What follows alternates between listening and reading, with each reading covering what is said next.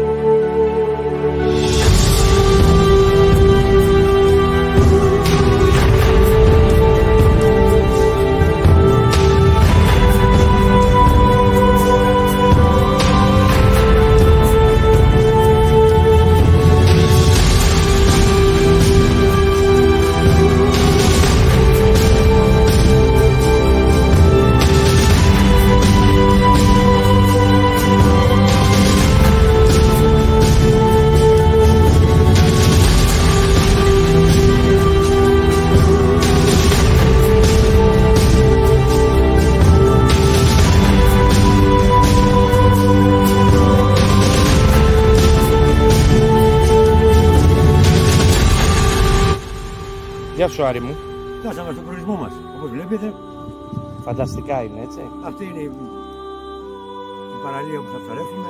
Παραλία αυτός, δεν την κάνει παραλία. Ολοβράκια είναι. Ωραία. Αλλά δίνει ψαράκια. Εντάξει, Άρη μου. Τα λέμε στη συνέχεια. Στη συνέχεια με κανένα ψαράκι, πλάνο.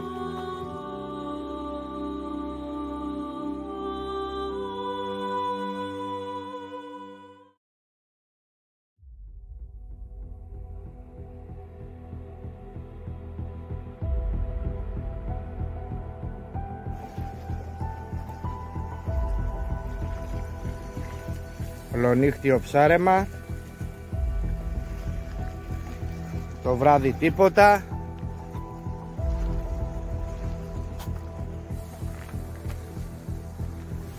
Τώρα το πρωί πήραμε κάτι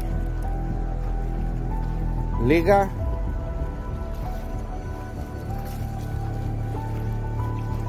Τι έγινε, Άρη? Να δείξουμε λίγο τα ψαράκια. Όλο τον άλλο, όλο δεν σε τίποτα. Αυτή είναι η ψαριά μας σήμερα. Κάτι ας πω να δούμε, τι γίνεται.